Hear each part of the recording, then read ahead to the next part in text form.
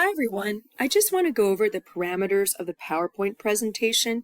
It's really essential for preparing you for all the next steps for writing this paper. So while your essay parameters might be slightly different in terms of the topic, the slide order and the slide labels are all the same, no matter which class you're in. And so that's really important to pay attention to that. We'll get to that in a moment. Make sure that you have 8 to 10 slides, that they're properly labeled, as I mentioned up here. You have 4 to 6 pictures. You have 3 to 4 quotes from the organization, business, government agency website. Depends on your paper topic, but it's from their website.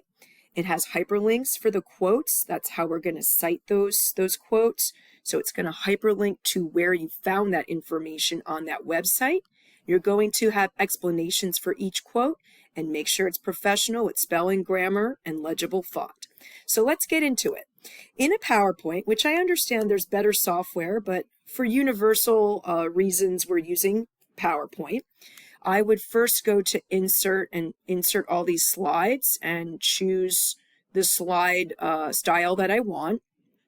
And then I would go ahead and label them all accordingly, as I have been mentioning it on your handout, which is, right over here.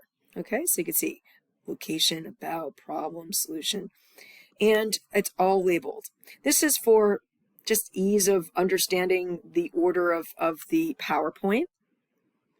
For location, think about how you want to show where they operate. It could be a picture of a Google map or a link to their website that shows where they operate from. Up to you how you want to do that.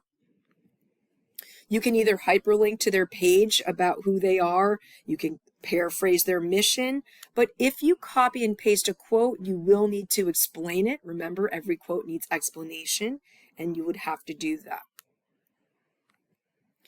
that. Every quote needs a hyperlink. In order to do that, let me just show you what I mean. I just picked a random name organization, but it's going to be the website that you're going to use, and you're going to copy the URL, and then you're going to go to your PowerPoint.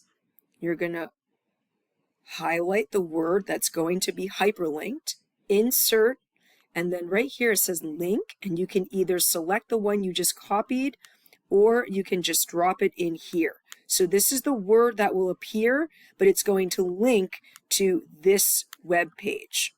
And that's really important because when you're looking back at your PowerPoint, you're capturing where you found that data in case you want to go back and find more information later. Every quote will need an explanation as to why you chose it, and you can use those explanations when you draft your paper.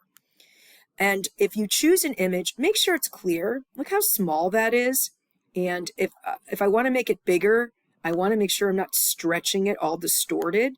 I'm going to keep it from the corner, but notice that when I make it bigger, it gets blurry, and there's also a watermark. That's just probably not the best image to use. So pick good images that will be clear when you have to blow them up if you need to. If a quote is too long, consider splitting it up and putting the explanation on a different slide. When you're writing in this text box, you don't want it to go over the text field, or it's going to disappear. Make sure that the images coincide with what you're talking about. So be savvy about how you get images. For instance, if you're talking about volunteering, maybe you use words that show what they're volunteering to do or how they're helping, in whatever way. Be clear on the images. So for this one, you can add multiple images. And the great thing that I would strongly suggest is when you're looking for an image, like let's say problem, and I just want it to be a logo, and I find an image, I'm going to right-click the mouse, and I'm going to save it, and I'm going to save it in a folder for this project. And if you notice here, I have a whole bunch in this particular one called PowerPoint.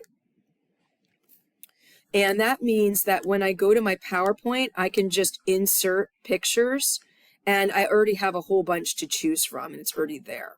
Notice that when you choose multiples, it will layer it, And in order to show, like, so this image isn't hiding, you right click the image and you can bring it to the front or the back so that, you know, different images layer in different ways. So just be savvy about how they're layered so that every image is clear and you can see it. So, you know, you don't want them off the slide or they'll start to disappear. You can also